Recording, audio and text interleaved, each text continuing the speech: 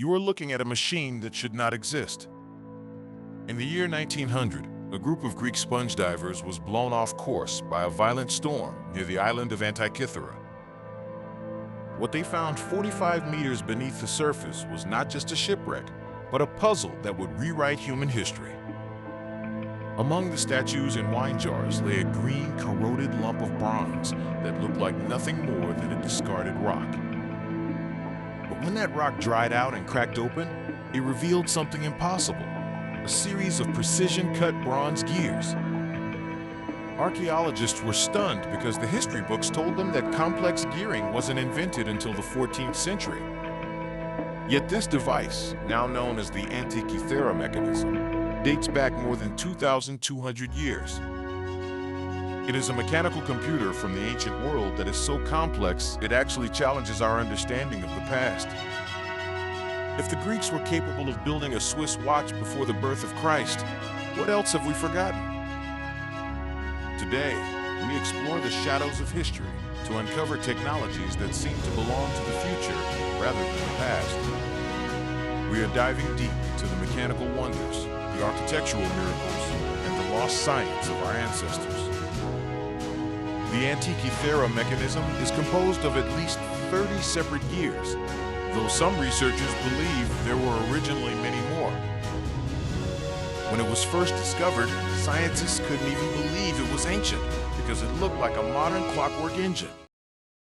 It took decades of X-ray imaging and CT scans to finally see inside the calcified shell of the device. What those scans revealed was a level of mathematical genius that shouldn't have existed in the 2nd century BC. The machine was designed to track the movements of the sun, the moon, and the 5 planets known to the Greeks. It could predict solar and lunar eclipses with startling accuracy, accounting even for the irregular orbit of the moon. The gears were so tiny and precise that they were cut with a teeth-to-millimeter ratio that we struggle to replicate by hand today. Even more incredible is that it featured a dial to track the 4-year cycle of the ancient Olympic Games. This wasn't just a toy for a wealthy merchant. It was a highly sophisticated scientific instrument used for navigation and calendar tracking. The real mystery is not just how they built it, but where the technology went for the next 1,600 years. After this device was lost to the sea, we see nothing similar in the historical record until the late Middle Ages in Europe. It is as if a flash of high technology appeared in the ancient world and then vanished without leaving a trace of its origin. This suggests that the Greeks may have possessed an entire industry of mechanical engineering that has simply been erased by time. But the Antikythera mechanism is just the beginning of the anomalies that haunt the corridors of our history. We must travel from the depths of the Mediterranean to the burning sands of the Giza Plateau in Egypt. The Great Pyramid is the only one of the 7 wonders of the ancient world that still stands today. We often talk about its size, but we rarely discuss the terrifying level of precision required to build it. It consists of roughly 2.3 million individual stone blocks, some weighing as much as 80 tons. To put that into perspective, an 80-ton block is roughly the weight of a modern Boeing 737 airliner. The ancient Egyptians moved these massive stones from a quarry over 500 miles away in Aswan. The standard theory is that they used wooden rollers and wet sand, but this explanation falls apart under engineering scrutiny. To move an 80-ton block on a wooden sled, you would need hundreds of men and a road surface harder than most modern highways. If they used ramps to reach the top of the pyramid, those ramps would have had to be over a mile long. A ramp that size would require more material than the pyramid itself, and we have found no evidence of such structures. Even more confusing is the physical placement of the stones themselves, which are fitted together with sub-millimeter accuracy. In many parts of the structure, the joints between the stones are so tight that you cannot even fit a razor blade between them. The pyramid is aligned to true north within 3/60ths of a degree, a feat we can only match today with satellite technology. Standard history says the Egyptians used copper saws and stone hammers to shape these blocks. However, many of the stones are made of red granite, which is one of the hardest rocks on the face of the earth. Copper is a soft metal. Trying to cut granite with a copper saw is like trying to cut a steak with a plastic spoon. You would need an abrasive like emery or diamond dust, and even then the work would take centuries to complete. Engineer Christopher Dunn has pointed out evidence of spiral drill holes in the granite at Giza that suggest a different story. The grooves in these drill holes indicate that the bit was sinking into the granite at a rate of 1 inch for every revolution. This is a feed rate that modern high-speed diamond drills can barely achieve, let alone a manual hand drill. The evidence suggests that the builders used some form of advanced machining that utilized high-speed rotation or ultrasonic vibration. We find ourselves in a difficult position. The physical evidence exists, but we have no records of the tools used. There are no blueprints, no mechanical drawings, and no discarded iron or steel tools found near the construction sites. It is as if the technology was brought in for the project and then removed once the work was finished. This creates a massive gap between what we think they were capable of and what the stones prove they actually did. If the Egyptian pyramids were an isolated case, we might be able to dismiss them as a freak occurrence of genius. But when we cross the ocean to the Andes Mountains of Peru, we find the same impossible fingerprints in the stone. At the fortress of Sacsayhuaman, there are walls built from limestone blocks that weigh over 300 tons each. These stones are not rectangular. They are carved into complex, three-dimensional interlocking shapes, like a giant puzzle. They fit together so perfectly that they have survived massive earthquakes that leveled modern buildings in the region. When the Spanish conquistadors first saw these walls, they believed they were the work of demons or giants. They simply could not imagine how a civilization without the wheel or iron tools could move such massive weight. There are no roads leading to the site that could support the weight of a 300-ton block on rollers. Moving these stones over the rugged mountain terrain would be a logistical nightmare, even for a modern construction firm. Furthermore, some of the stones show signs of a process called vitrification, where the surface has been turned into glass. Vitrification requires temperatures exceeding 1,100 degrees Celsius to melt the crystalline structure of the rock. The ancient people of the Andes were not known to have furnaces capable of reaching these extreme temperatures. Yet, we see these glass-like surfaces on stones that are thousands of years old, suggesting a high-heat technology we don't understand.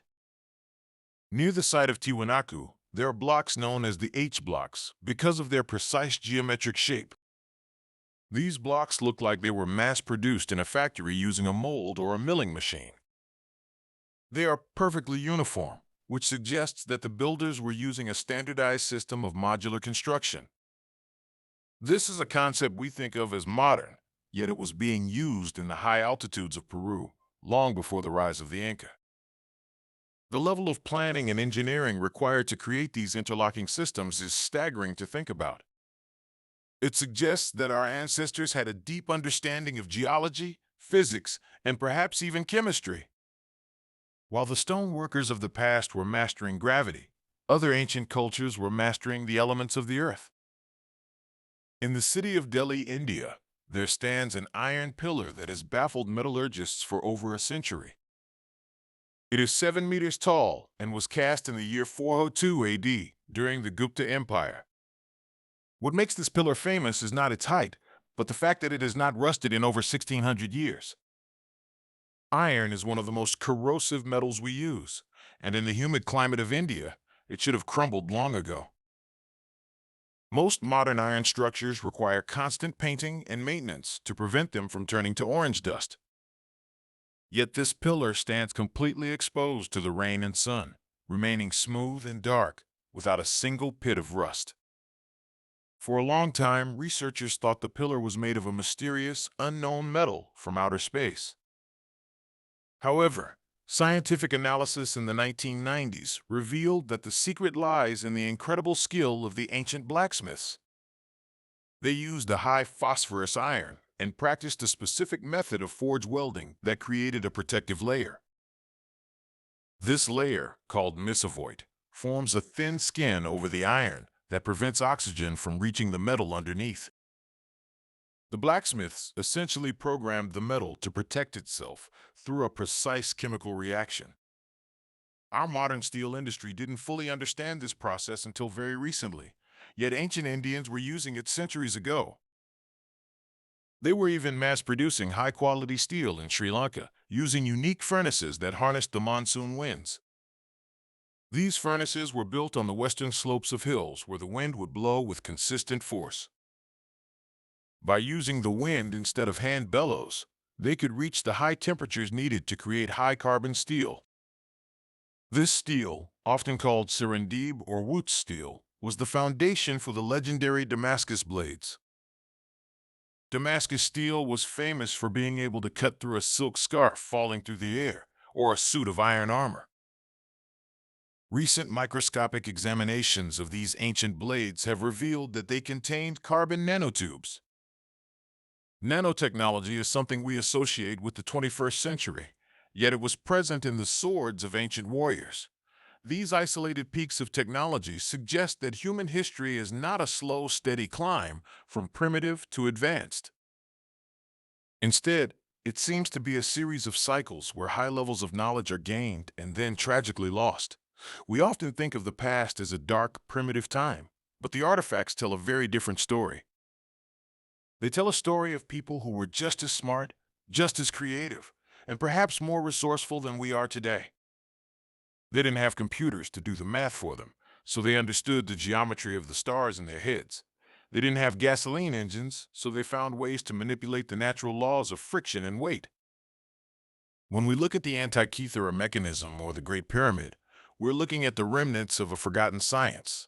The fact that we still cannot fully explain how these things were made is a humbling reminder of our own limitations. We like to think we are the pinnacle of human achievement, but we are standing on the shoulders of giants we barely know. Every time we find a new artifact that defies explanation, we are forced to move the boundaries of what we think is possible. The history of technology is far older and far more complex than we ever dared to imagine. It is a timeline filled with ghosts of inventions that were thousands of years ahead of their time. Perhaps the greatest mystery of all is not how they built these things, but how many other wonders are still waiting to be found.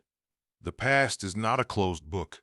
It is a sprawling library where most of the pages have been torn out and scattered. Our job is to find those pages and piece the story back together, one bronze gear and one granite block at a time. As we uncover more of these impossible technologies, we begin to realize that our ancestors were far more like us than we think. They looked at the same moon, they wrestled with the same problems, and they found solutions that still leave us breathless. The past is not what it used to be, and the more we learn, the more we realize how much we have left to discover. If you want to see more mysteries that challenge everything you know about history, watch this next video on your screen right now.